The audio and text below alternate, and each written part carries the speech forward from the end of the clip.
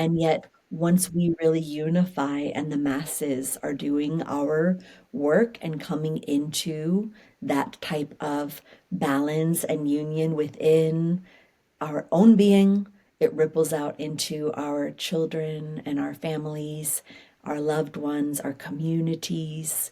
When we're healing the wars that we have within ourselves and within others, then it ripples out on the greater scale. Welcome to Weaving Resonance, where intuition, energy, and embodiment meet real life. I'm Anna Gannon, international intuitive psychic and intuitive development coach. After conducting thousands of readings for people all over the world and training hundreds of people in developing their intuition, I'm here to help you awaken your unique intuitive gifts, trust them fully, and embody their wisdom. Let's get started. Okay, hello everyone and welcome, and a big welcome. I am truly honored, excited to be welcoming our guest for today, who I met a few months ago in New Mexico, Lindsey Wise. Lindsey, thank you so much for being here. It's truly an honor. Yes. Yeah, and Lindsey and I got to talk a little bit before we just hit record, and we're both looking forward to connecting and sharing Lindsey's story and some definite wisdom that she has to bring here.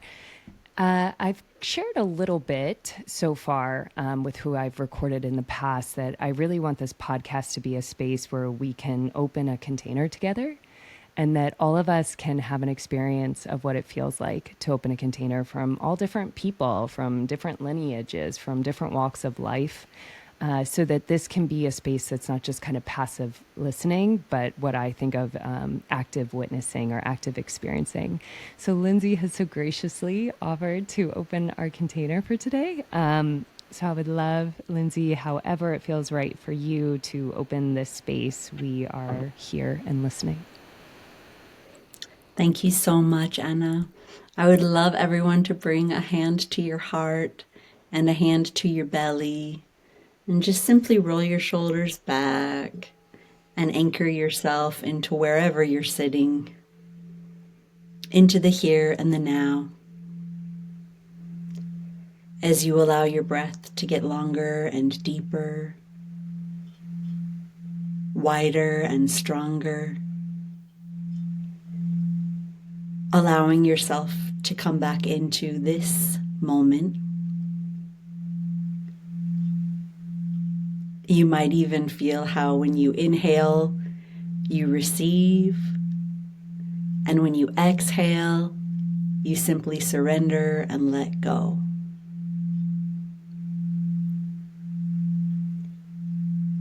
Let's take a big deep breath where we inhale and tighten and contract the muscles, and then exhale and sigh and let it all out. Feel your roots grounding into the earth below you. Your Muladhara, your root chakra, grounds and connects you deep into the earth, so that you may even feel the cord of gravity that connects you into the core of the earth and anchors you. Allow yourself to melt and relax into that sensation of being held no matter what, just as you are. And giving thanks to the earth for all of the medicine of your favorite animals, crystals, plants, nature medicine, your home, the trees, the rocks that share all of the same DNA as you. We give thanks.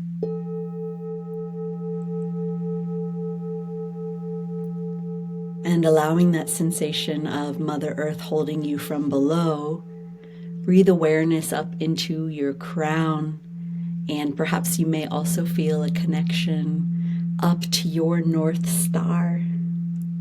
In the Taoist wisdom, it's so close you could reach up and touch your North Star. And if you've been trying and seeking and praying to know where you're supposed to be and what you're supposed to be doing, this is your invitation to relax, because you're being guided no matter what. And you are exactly where you are meant to be.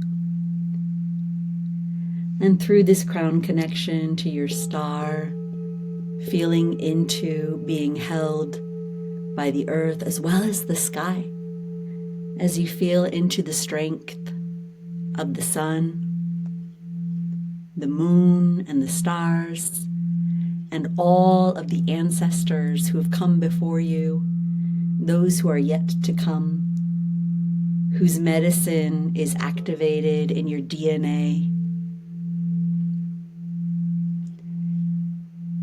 And then come into your heart, this precious heart, and feel how your heart is surrounded by support, no matter what, from all of the cells of our ancestors, and also from pillars and protections, guardians, from the east, south, north, and west, feeling the protection all around you,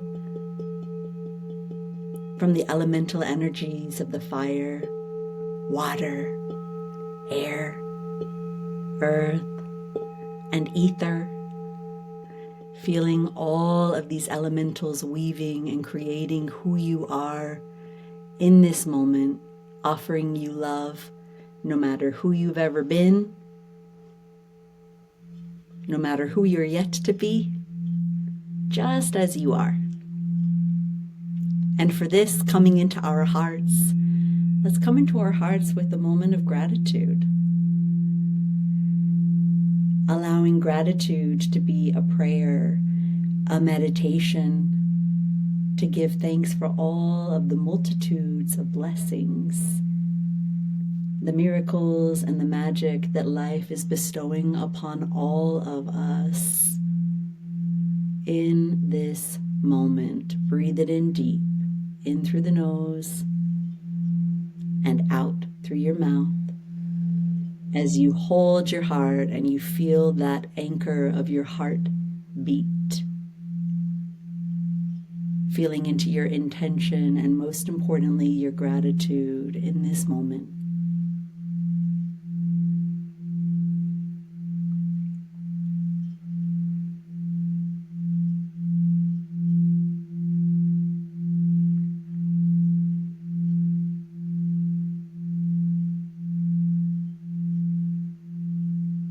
And consciously, we get to open up a container here. This is a container for wisdom transmissions and aha moments, remembrances. Anything that I'm sharing is already something that is inside of you. Those with ears to hear will hear. Those with eyes to see will see. And so let out a sound or a hum or a breath to give your conscious permission to open up a portal of remembrance. And let's do that together.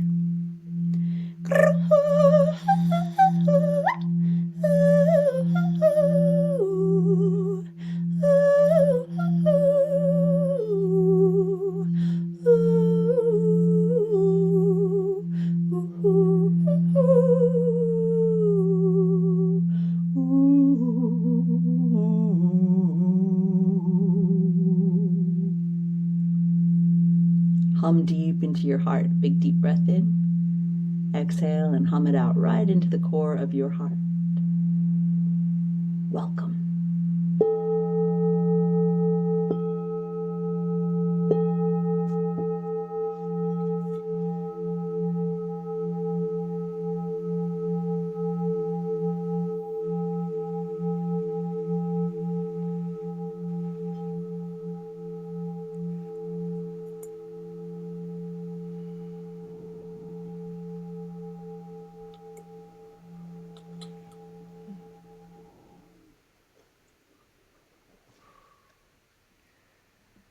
Lindsey, thank you so much. Wow. All I can Mm, say is just imagine if every moment was open like that. Like every moment in our existence was open like that.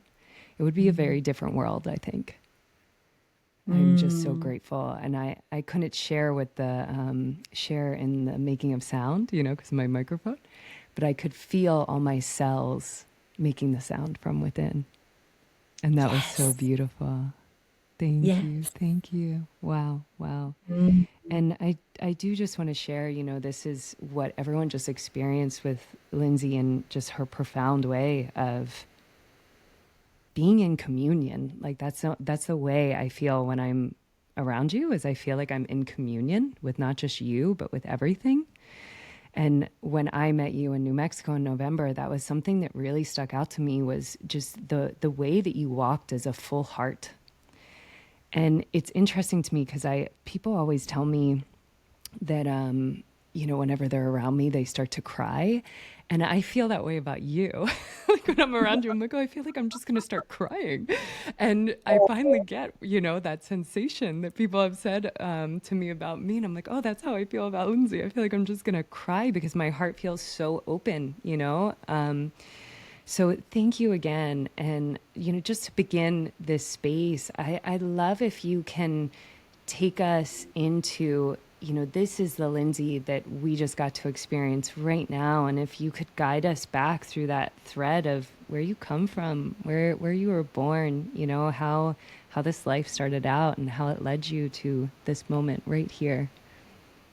Oh, thank you so much for this invitation. And that was such a gift to get to meet and connect with you. And I've had a lot of beloveds tell me that it's a superpower that I'm really good at helping people to cry.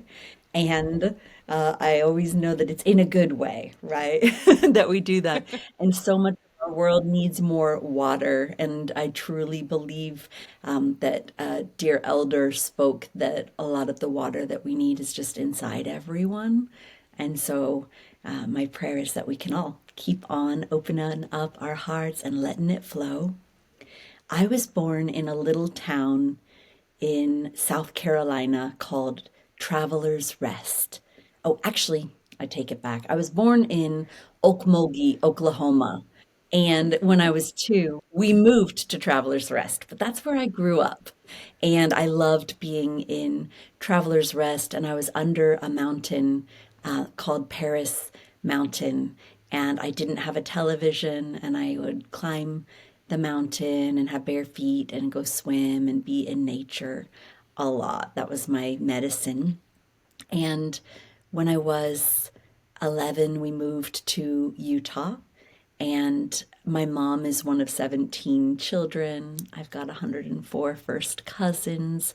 We have a giant Mormon family. And so it was very different to be in South Carolina and be in a very diverse culture with friends of all colors and natures, and then to move somewhere that was very different. And also to be told how to pray, how to walk. I was a ballerina. I was even being told how to dance. And when I was 16, I left home. I decided, don't tell me how to dance, don't tell me how to pray. And I started traveling, and it was such a gift to travel the world in my youth, because instead of going to university in a college, my parents weren't able to offer me anything. And so I decided that instead of going in debt monetarily, I would just work and travel and find teachers. And I got to, learn Reiki and craniosacral and shamanic healing arts. And I began a plant medicine path when I was just a young girl. That started when I was about 12 and really into 14, starting to work with more psychedelic plant medicines and holding others in those experiences. So it's felt very natural for me. And that was part of why I left home at 16, because that was so taboo. And what was really beautiful was I'll dive right into it. Something that you said about when you couldn't use your microphone to sing and yet you could feel all of your cells activated and singing. I will fast forward across many, many magical years of adventuring and traveling all around the world into the most profound adventure, which is coming into motherhood. And when I was giving birth to my daughter, who's now 19, we didn't know, but she was meant to be twins. And there was a little village in France where I was living with my beautiful husband, Josh. And when we were there, there was this little old doctor's office with this like ancient ultrasound machine, and they checked me out and they didn't realize that it was twins. And so it wasn't until we were in our little cabin in the woods up above Santa Cruz, California, in a little town, Saratoga, and I'd been in labor for 18 hours, and the midwife wasn't there. She had talked to my husband and she'd have him hold the phone up to me so that she could hear how much I was progressing in my labor. And she was like, oh, she's fine. Like, she's got a while to go. Well, it turns out I was just breathing very low and deep and putting all the energy down and into the earth and getting this like primordial magic going. And so suddenly I'm like, oh, I can feel the baby's head. It's time. And so when my husband called the midwife, she said, tell Lindsay not to push. And Josh was like, you tell Lindsay not to push. And turns out I never pushed any of my three water home birth babies. I allowed nature to do that. I just relaxed. The more I would relax, I could feel after the contraction that there was that release. And our beautiful daughter was born, and the midwife got there like 5 minutes before. And it was a good thing she got there because I actually started hemorrhaging bowl after bowl of blood. And the midwife was able to call a paramedic to come, but I'm a little stubborn. And I was like, I'm having a home birth. I'm not going to a hospital. I'm going to visualize my uterus is contracting. I'm fine. And I signed a consent that if I were to die, my husband couldn't sue the paramedics. And I carried on in my home birth. And lo and behold, not very long later, I had the most profound near death experience. And I literally bled to death. And I was surrounded by multitudes of light beings that were rainbow luminescence that were all singing me home. And the way that I have come to believe what this was just like you were talking about, all your cells were singing. The multitudes of the light beings are always all around and singing and a part of our communion. And I was so thankful. I was able to witness a beloved who had passed on in a car accident in the center, who everyone always said he looked just like Jesus. And Seth, he morphed into who I knew to be Jesus. And when we hugged, all of those multitudes and we all became one. And it was like just bright as the sun. It was so profound. And the midwife, bless you, Yelena, she was an ayahuasquera, a beautiful, incredible soul that knew how to command me back in my body. And she did so by slapping me. Apparently, my husband said harder than he's ever seen anyone slapped before. And she literally commanded me back in my body. And when I came in, I said, oh, I was dreaming. I'm having the most beautiful dream. And they were like, don't close your eyes again. There's a second paramedic coming. And when I got back in, actually, I'll never forget seeing my husband and my daughter. And as I waved goodbye, I felt like I'd see them again in just a little moment. And what I really wanted was to go back into that beautiful realm. And instead, I was taken into a space of this deep silence. I was like a crystal, a pearl in the bottom of the ocean, held in the most profound, deep rest. And I felt like I was there for eons until I got pulled back into this body, and they used electric resuscitation to bring me back. When I was receiving the 5 units of blood that I needed, which is a lot of blood, they brought me back in, and I was really shown that there is no separation of male, female, religion, even our ancestral medicine is all one. And I saw that the blood is just pure love. And I also was getting all the wisdom of all of the people who had donated and given life force for me. And I just got filled up with this essence of love. And a big part of being back in my body is you'd asked where I'm from. And I really got shown this archetype of my oversoul that is, I usually just share in ceremonial spaces. It's Anakosha, and that's Anakosha Mama. And I got shown this, and I really saw little Lindsay more in this human life and how short this life is and how grand the universe is.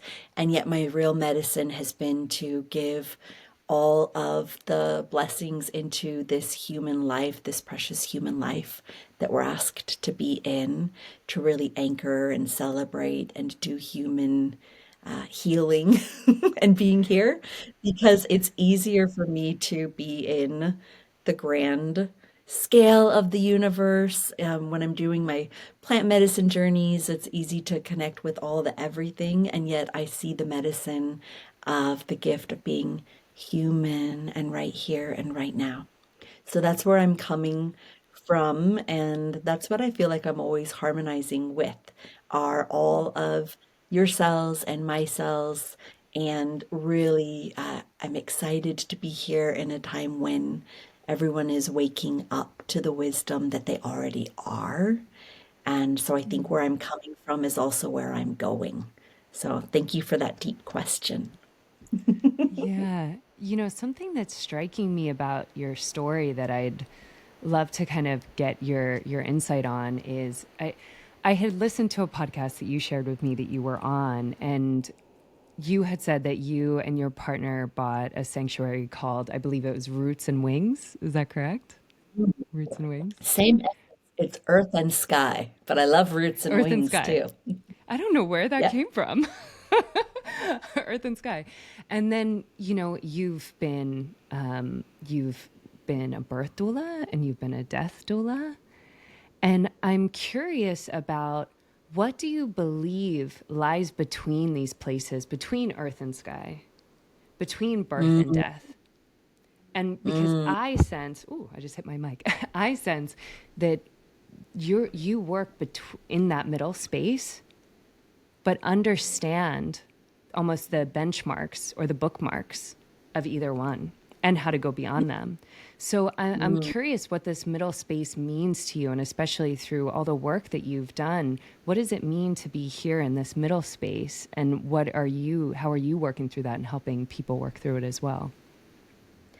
I love that there's this middle space, and it's the bridge between the roots and the wings, the bridge of the earth and sky. And I believe that that is the heart.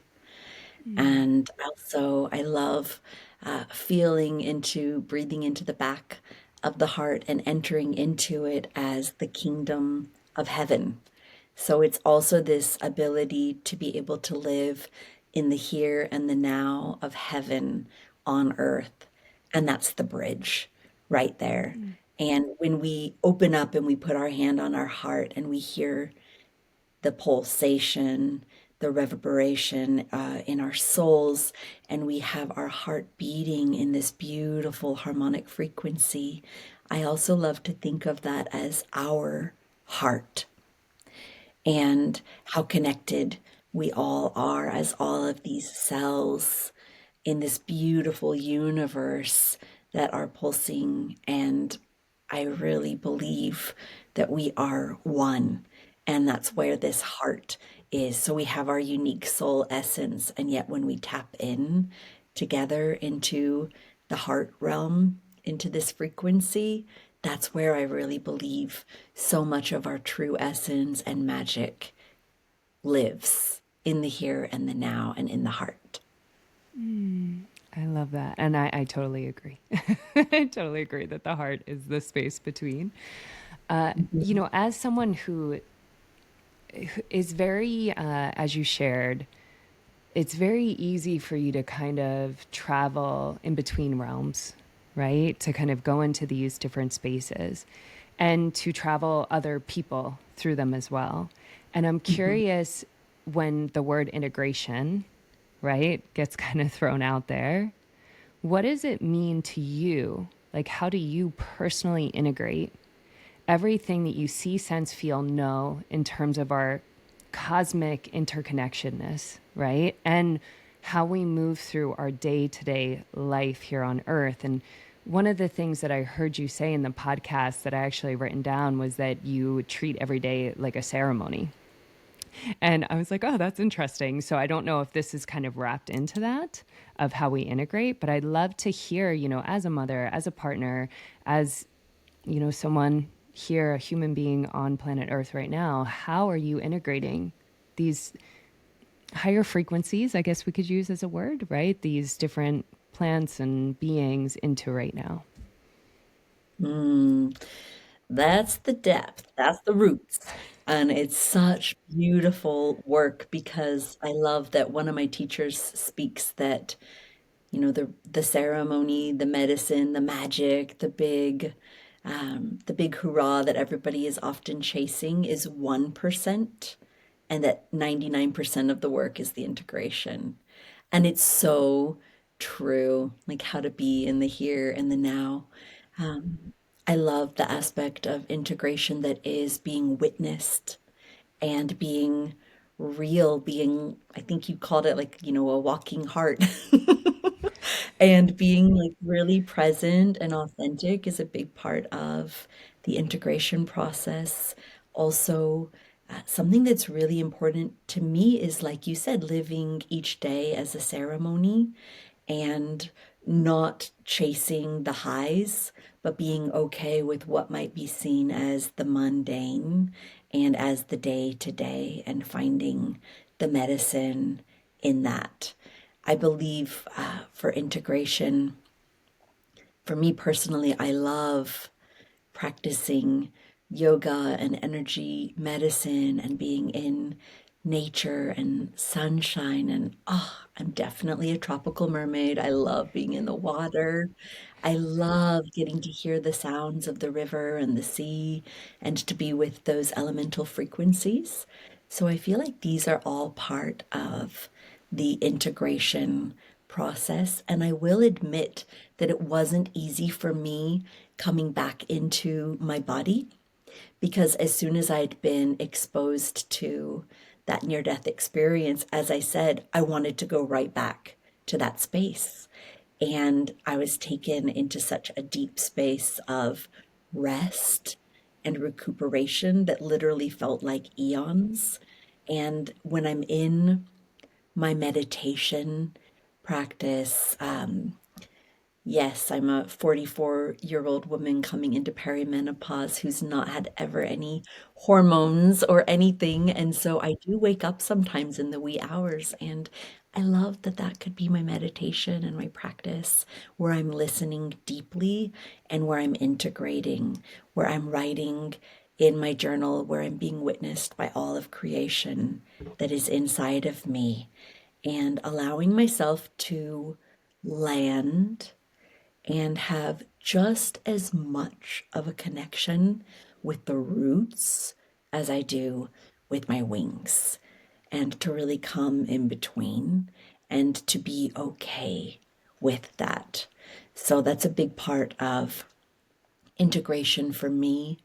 And I absolutely love that in any of my ceremonial work and offerings, we always offer spaciousness of integration for everyone that's there and in the circle.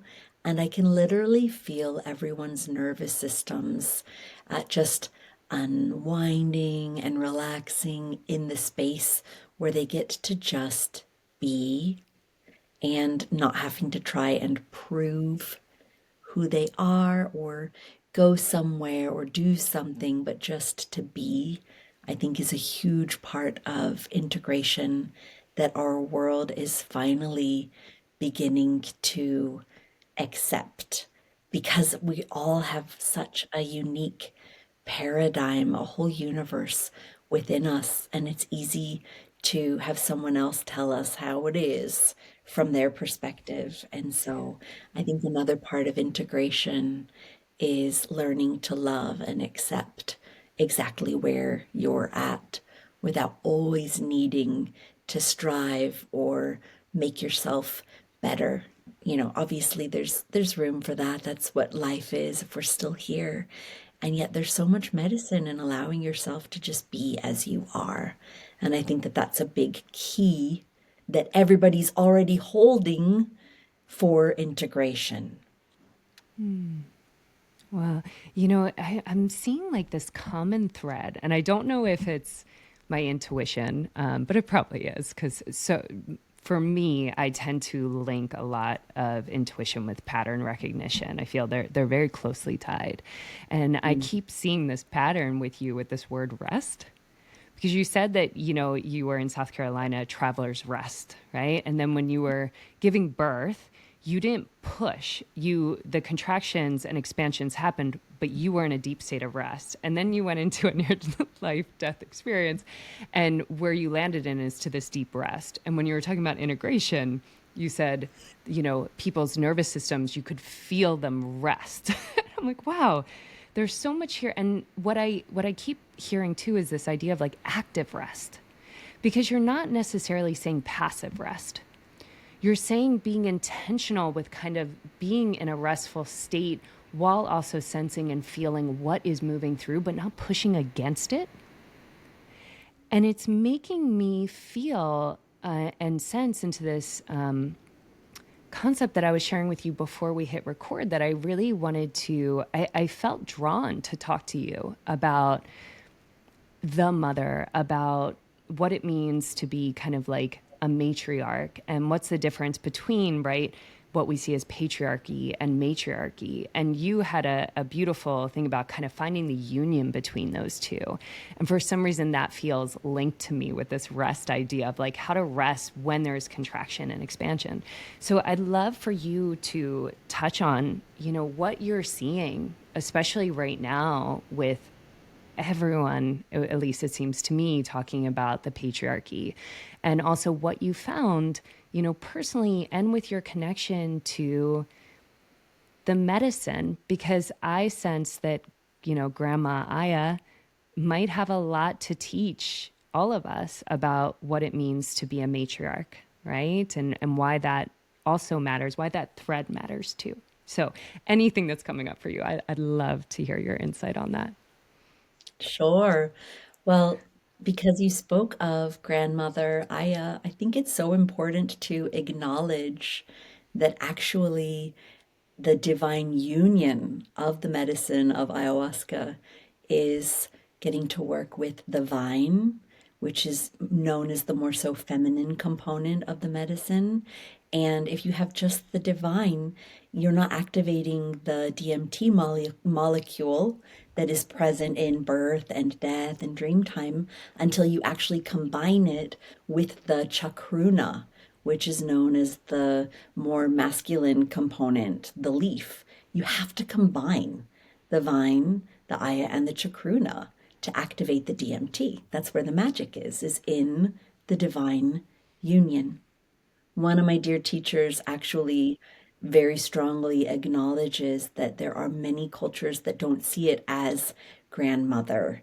They might see that medicine as more masculine, and many believe that these master plant teachers are androgynous and that they are a balanced union.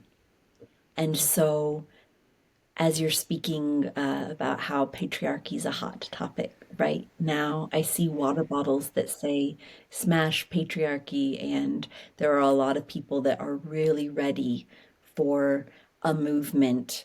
And yet, oftentimes, if it's that full matriarchy, there's also some out of alignment components. And so I see that just like with these plant medicines and these master plant teachers and the guidance of the universe, is that the real medicine is alchemy. You know, what would it be like if we only had nighttime and only the moon? What would it be like if we only had daytime and only the sun? How beautiful that we have the sun and the moon. What would it be like if we only had the earth and not the sky? If we only had roots and not wings? For me, that is the medicine of the balance that our world is really waking up to, is the masculine and the feminine, and coming into also the inner union, which is also known as Hieros Gamos. It's that inner divine union. And so above, so below, so within is without. So a big part of our work is coming inside and balancing our masculine and feminine frequencies. Obviously, it's going to be amazing if the world leaders and the powers that be could get on board that train. And yet, once we really unify and the masses are doing our work and coming into that type of balance and union within our own being, it ripples out into our children and our families, our loved ones, our communities. When we're healing the wars that we have within ourselves and within others, then it ripples out on the greater scale. So that is, something really big right now. And I've been married now. I just had my 20th anniversary with my beloved Ooh. Joshua West.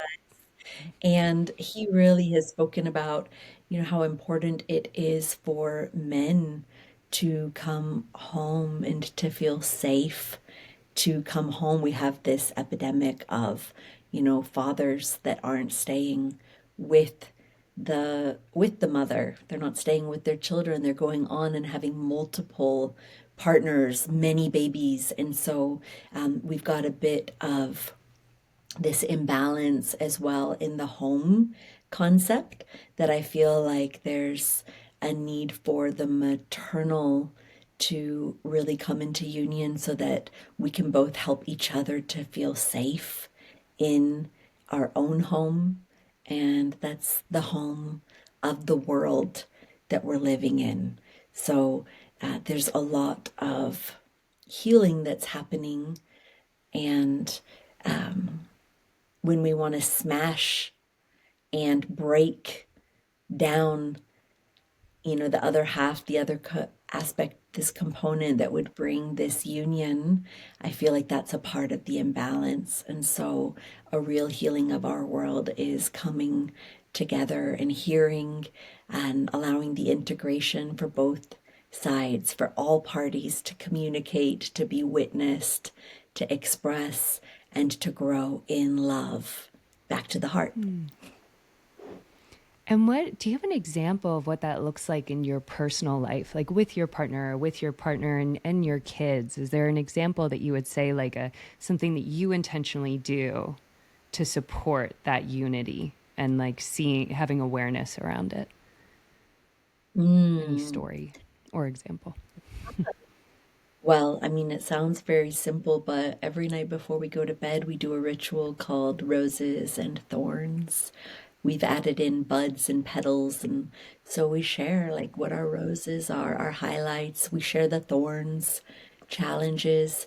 We share the buds, what we're looking forward to, and we share petals of recognition and gratitude. And we just come together and share that as a family. And Mm.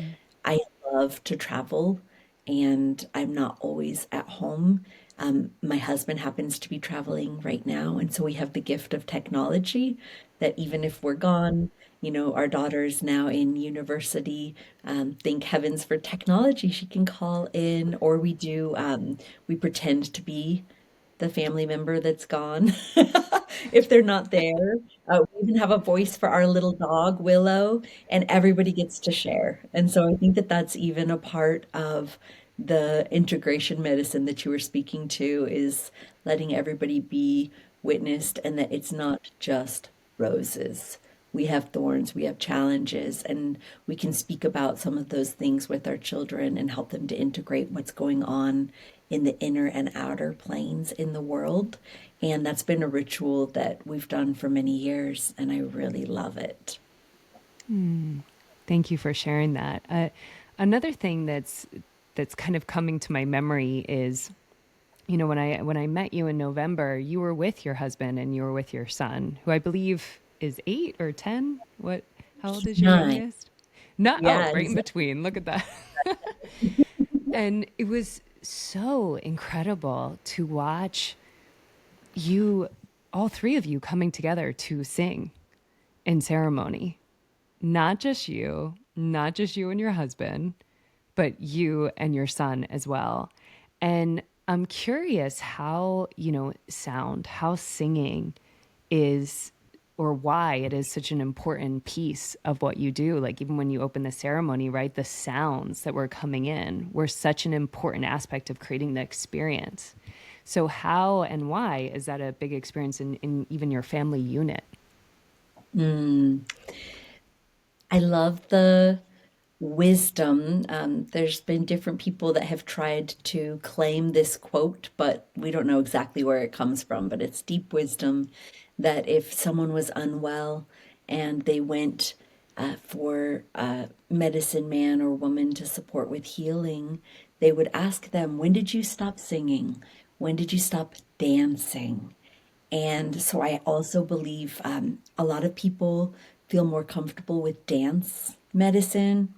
A lot of people, they love to sing. A part of my life's mission has actually been, after my near death experience, this modality that's come through that is called soul song revival. And I love helping people to sing and express themselves and move freely because most people that I've encountered have a story that happened before they were 7 that has suppressed their ability to freely sing and dance. And yet, I think that another part of the medicine is how healthy activism is and making big transformation in the world. And also, there's certain times where we need to allow higher powers and everyone to really like know their role and to do their job like uh, as a community in a hive of bees, everybody's doing what we're supposed to be doing, and if we all lose it and freak out about what's not happening or what is happening, we get this big burnout and there's not the honey. Like in the bees, everybody has their job, everybody's humming, harmonizing, singing, creating that frequency that creates that beautifully sweet nectar. And so my medicine is definitely singing and song. I love to dance and weave those together. And when we're singing, there's actually not so much space to be like worried. It allows us to be in this space of flow and in trusting this higher power that is helping the sun to rise, the moon to rise. It's helping all of the waves in the ocean to flow, this higher power and frequency that I really love to surrender to. And so, in a way, that's what I think that singing can be, is harmonizing with the Most High, with this frequency, and allowing the other people that we live with to be able to share their songs, their wisdom. And you mentioned that I got to sing there at the event. It was called Guardians of the Sacred. And I loved getting to sing with my husband and my son. And I was just in Hawaii at the Mana Fest. And it was so beautiful because my elder son, he came and he joined as well. And that son, Jasper, has had a big healing journey. When he was 10, he was diagnosed with leukemia. And we were living in Bali for 8 years, and I had 3 days to give away everything and move back to California and be at Stanford. And he's thriving now. He cleared it in 1 month to the millionth of a cell. He cleared out, and we worked with the power of the Western medicine and augmenting with all of the alternative practices and prayer and music. And we were singing and dancing and bringing all of this medicine in. And so that's another part of the medicine and the singing that has cracked my heart open is getting to be with my family and sharing that medicine because we know the power in song. And for me, singing is a way to pray, it's a way to cry, it's a way to release, and it's a way to connect with everyone else's frequency. And so, what I love most about singing is harmonizing and getting others to sing and to share that harmonic field like the bees that buzz. And that's what I reckon is creating all this honey that our world is longing for. And it's here. It's making me, I'm definitely one of those people that has a story before 7 that made me stop singing. Like when you said that, I was like, uh-huh, raising my hand. And it hasn't been until this last year, last 2 years, I feel like 2 years ago, maybe I started to kind of get the inkling, like the intuitive hit that I need to start singing and using sound, which is something that I've very much been just, it's been over there, you know? And I didn't even dance until I was 30. It took me Wow. to 30. Yeah, I remember Wow. on my 30th birthday, I was like, wait, I don't want to spend another moment not just feeling like I can dance. I always was so scared of what I looked like. So I'm not, considered any kind of good dancer or whatever, but I'm a free dancer. I just dance now because it feels good and I can connect with that. But singing has only been this past year. I've been singing, and my daughter, who's 10, she has the most beautiful voice. Like, she came out of the womb just knowing how to sing, like how to hit certain things. And it's been so beautiful because as her mother, something awoke in me that I was like, oh no, I need to sing. I need to show her that even though I feel very vulnerable in that space, that everyone's voice matters, that every sound matters, kind of like you were saying with the bee in the hive and the honey that comes. And it's a piece of what I see even with this podcast of weaving resonance, right? Like you were saying it through sound, through our voice, through the singing. I see it as we are constantly weaving energies within us and then together, you know? So I have two more things that I'd like to touch on before we wrap up.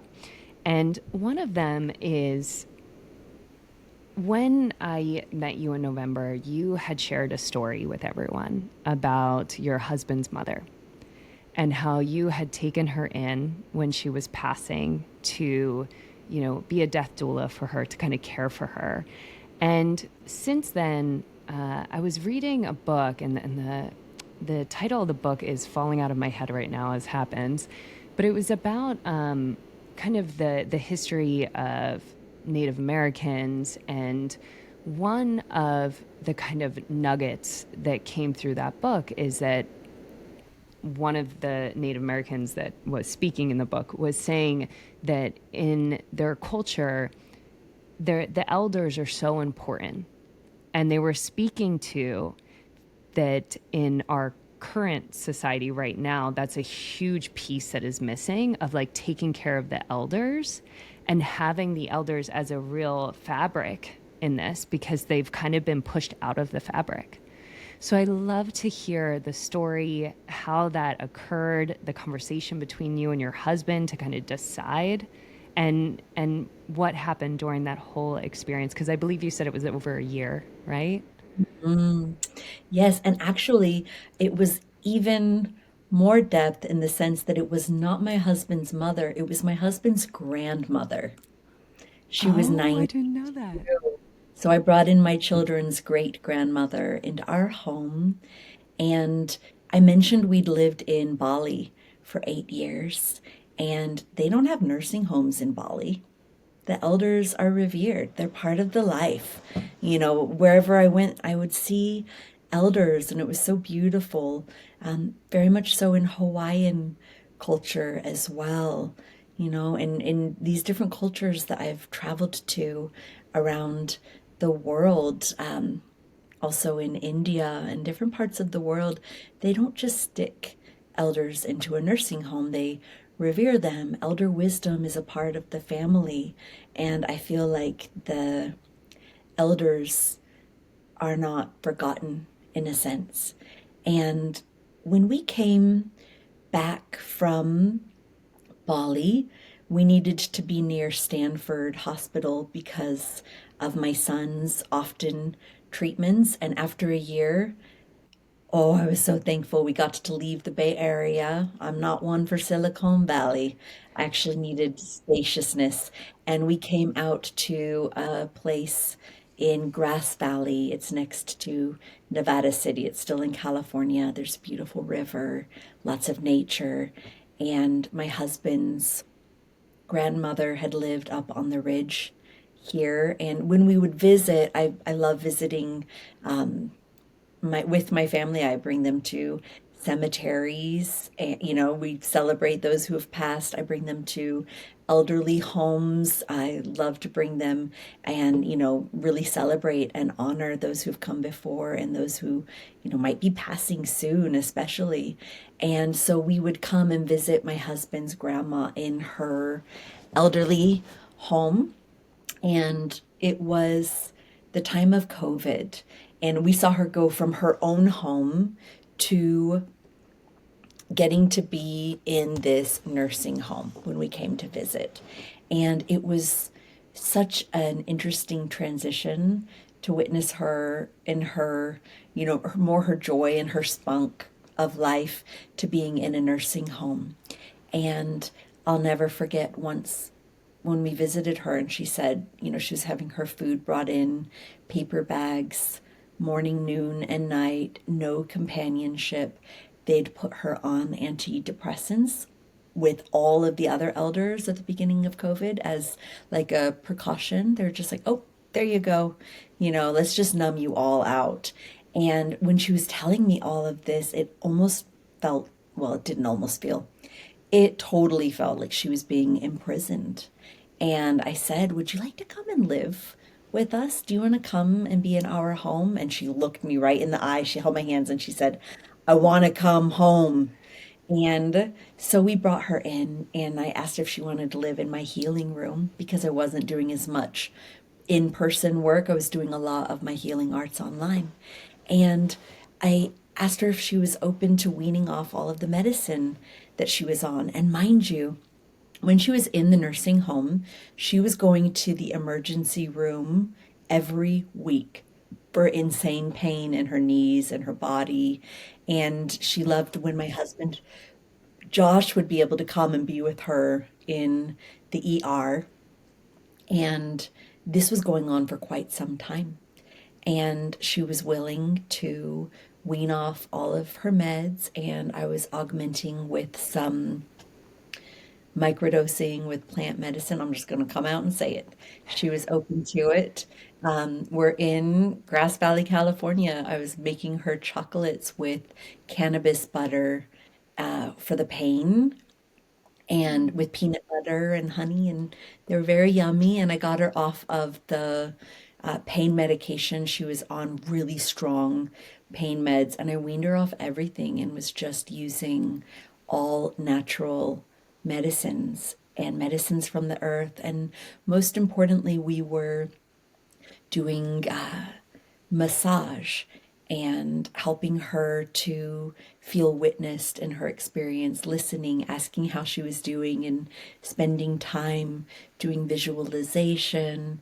And she went from, being in a wheelchair to, she could get up and go to the restroom, but she started to just keep a walker in her room so that she could like get up and walk over to the restroom. And we would bring her outside and get her bare feet and put them on the earth and just really treated her, I think maybe for the first time in forever, like a queen. Mm. Mm. And she was with her great grandchildren and her grandson, and she really thrived so much. It was beautiful to get to witness my mother and father-in-law say that she was, more spiritual and, feeling much more loving and enlightened than she had in 50 years.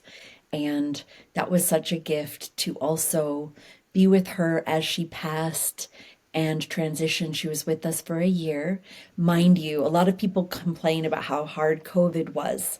And I had a son, healing from leukemia. I had a 2-year-old, and then great grandma loved dogs, and my daughter was begging for a puppy, so we got a little puppy. I had the whole spectrum, the full enchilada going on, and we made the most of it. And when Gigi passed on, she was in our home. She was covered in rose petals. My family got to tell her all the things they love about her. We did a rose blessing and anointed her and massaged her feet and really just supported her as she transitioned. And she breathed a lot. And they say that we work coming into this life and we work going out of this life. Mm. And I really saw that with her. And I'd asked if she wanted any morphine, or any, did she want to go to the hospital? And she said, I want to be home. I said, do you want to go to the hospital or do you want to be home? She's like, I want to be home. So, I said, we're not a hospice, but we're a home. We can take care of you. And she was adamant that she wanted to just be with us. And I actually made some video footage from that precious time, the day before she was passing, when she was breathing and really cultivating all of that chi and life force, that some people actually saw the video and said, oh, she should have been on morphine. She needed a breathing machine, what they would have done in a more medicalized space, but she didn't want that. And Right. actually, she had said that if I felt like it would help others, I'd asked her permission if I could share some of the kind of like the videos and the writing and about the experience with others, because I've had this concept of creating a center called Passing in Peace and supporting elders with natural healing as they transition, and, not having that separation of birth and death, just coming into that love space. And Gigi said, yes, if there's anything that you feel like could help others, you're welcome to share. So I've actually put on my social media some of those precious moments, and a lot of people said they've never gotten to really witness that before. They saw us offering sound healing and love as she was in that transitioning space, and she was just, although breathing and working really hard, so at peace and exactly where she wanted to be. I let her wear her favorite comfy shirt and pants. It was just like very beautiful and comfortable and authentic. Also, I have put my third birth on YouTube. It's a 45-second clip of a bona fide, an actual orgasmic birth. And it's because I want the world to get to see something that's so taboo, which is, I feel like it's this kind of ecstatic death and going out of the world, and also orgasmic birth. And I feel like the world is missing that. Usually when we see birth, it's coming from a more Hollywood perspective or death. And so getting into the roots and that more organic nature of birth and death feels like really good medicine for our time. Oh. Hmm. Would you be okay if I linked those to this episode? Because I think that that would be really great for people to be able to experience. Yes. Yeah, you're welcome Beautiful. to. And that's a part of why they are there. So Yeah, I to share. enjoy those. And another piece that was really beautiful is we have this giant tree on our land here at Earth and Sky. Her name is Okana. And we've done some really beautiful offerings where people have brought some ash from loved ones. One woman had a frozen placenta and she was feeling really stuck in her life. And I said, I feel like you need to do this bone closing ritual and really help you to move on. I helped to do rituals post birth. And, this was 18 years after her birth. And she said, oh my gosh, I still have the placenta frozen in my freezer. And I'm like, well, you've said you feel frozen. So she came and we buried that under Okana. And she's had such a beautiful transition in her life. And so I'm really utilizing the elemental frequencies and nature in our home to support with both birth and death. And so I'm so thankful for uh, Jean Marie, for being a teacher for me. My aunt also invited me into her hospice in Tennessee just before she passed, and I was able to offer ceremony and blessings for her there as well. And I supported others in this process, and I think it's a little bit, maybe not a little bit, it's a lot of the missing link of really supporting people with a healthy death, because I feel like it gives them the strength and the courage to move through the birth portal. And I'm really thankful for Western medicine. I wouldn't be here without it. My son be here. Even my youngest also had a bit of a near-death experience when we were living in Bali and needed a blood transfusion. And so I'm so thankful for um, the gifts that we have. And also, I believe that women have so much more power than the world wants us to realize. I believe men have even more power than they can remember. And so I think in our ability to be able to not only honor the physical death of our elders, but also to see so much of our life as being rites of passages, of shedding our skins and of having these deaths, these births, and these initiations, and not shying away from them is what prepares us to be able to have the greatest death and rebirth of all time. And so I think that there's also something there in the middle to of not just the birth and the death that I've been shown is really important, and honoring all of these initiations that everyone's having. And everybody needs to fall down and get taken care of and, supported when they're down so that they can rise and take care of others when you're up.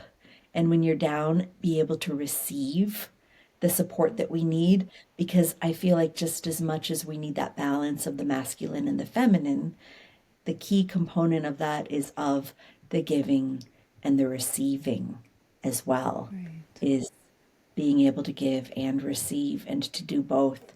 And I think that we know a lot of people who are givers and a lot of people who are takers. And we see that the givers have a really hard time receiving. And so it's been my life practice of being able to receive as much as I give. And so I'm also hoping that the people who are really good at taking and asking for what they need can also be just as good at giving and supporting others who might not have the superpower of asking for what they need. And so I was so Hmm. glad that great grandma asked for what she needed as soon as I said, do you want to come? And we made that happen. And I hope also that more elders can ask for what they need, and more women who are pregnant and birthing and bringing through the next generation can come into the space of being able to receive as much as they need to, and for the mamas to not have to be too overloaded in the masculine, that they can relax and feel held and provided for in profound ways. It's time. It's time. Exactly. Yeah. And thank you so much for sharing that story. I mean, I don't know if you could tell I was trying to kind of keep it hidden, but um, when you were sharing about, asking your husband's grandmother if she wanted to come and she, just so eagerly said yes, it totally brought me to tears. It was so because I truly, my mom has Parkinson's, and she lives alone right now, and has caregivers that come and help out. And I go every Thursday. Today's Thursday when we're recording this. So like right after this, I'm, going to bring her food and tuck her into bed. And that's like my Thursday night ritual with her, which I'm so grateful to have. And when you were just sharing about that giving and receiving, I've absolutely seen that with my mom, like asking her questions, and I can sense the answer. But because I'm the youngest of seven, she's had seven kids, and she's very much been a giver her whole life. And that's been a kind of a dance. And I really could hear your words in my body when you said that it's this thing of being able to also be courageous enough to say what you need or say yes to the thing, right? That feels really strong for me, especially with the elderly, and what I see with my mom of like having that strength. It's okay to just say what you need. You don't have to be strong in that moment, or, that just felt so strong. So thank you. I could literally keep talking to you forever, so I am going to stop myself. And I wanted to see, where could, because I know people are going to want to learn more about you and hear more about your stories. So is there anywhere that people can go to learn more? Sure. Well, I'll also ask y'all to help hold the vision of the book that I've been creating to finish. So you'll be able to stay in tune with that. And Anna can provide the links that she'd mentioned. And you can find me on all music platforms. My newest album is Earth and Sky. And the one before is Walk in Beauty. And yeah, Anna's gonna link you up. You can find me on Instaland as Shamama Wise, and I love getting to stay connected with community and share, and it's an intention to do a bit more of that. I find in this day and age, in order to keep my peace, I do take these long sabbaticals, and I love to go on pilgrimages and be in sacred sites and places. Deep within that heart. So I love to be in that deep space, but when I come out, I love to connect with you in those spaces. And I'm also offering immersions here at Earth and Sky, and I do session work with people all around the world. So if that resonates for you, I'd love to support you and get to harmonize with you. So thank you. I want to also give thanks because I know that, Anna, you said that this is kind of a new uh, intention to have this podcast, and I could feel that we could be like a catalyst to get this going. So I really want to celebrate many more of these and just your presence and the wisdom that you share. I'm so thankful, and it's such an honor to have these conversations and also to get to be in your field of wisdom and deep love. And I've had some tears in this by being with you as well. So Yeah, thank you for the more to. depth and lots of truth bumps. Yeah, so thank you so Yes. much. Thank you. Yeah, you got me crying again. Thank you so much. You're just a blessing. Like, I feel like you are just a blessing, and I just really appreciate you. So thank you so much for being on. Until till next time. I feel like, hopefully we could do this again sometime. Thank you so much, Yes, Lindsay. Appreciate you. Big love. pleasure. Maybe next time it'll be with my husband Josh. All right, Yes, I blessings. was thinking Your way. that. I I was saw thinking that. that. Yes, me All right, too. all right, Okay, we'll hold the intention. all right. Thank you so much. Right. So, funny thing, Lindsay and I actually just ended the recording, and then we realized, it's really important to be intentional with these spaces. And, she opened such a beautiful container, which we were talking about, and we forgot to officially close it. So, I'm going to hand this over to Lindsay so that she can officially close the container so that we can all feel complete. Yes. So if you are able to bring a hand to your heart and a hand to your belly, if you're driving, keep holding that steering wheel. And just to take a moment to give thanks to all of the elemental frequencies, for the earth below and the sky above, for your precious heart, and giving thanks to all that you are and everything that is waking up inside of you with every single breath. I just wanted to remind you that you are the medicine, you are the love, and thank you for being right here and right now. And you may wish to make a sound or a breath or a hum to consciously let the universe know that you are sealing the space of this container. Thank you, thank you, thank you. It is done, it is done, it is done. And so it is.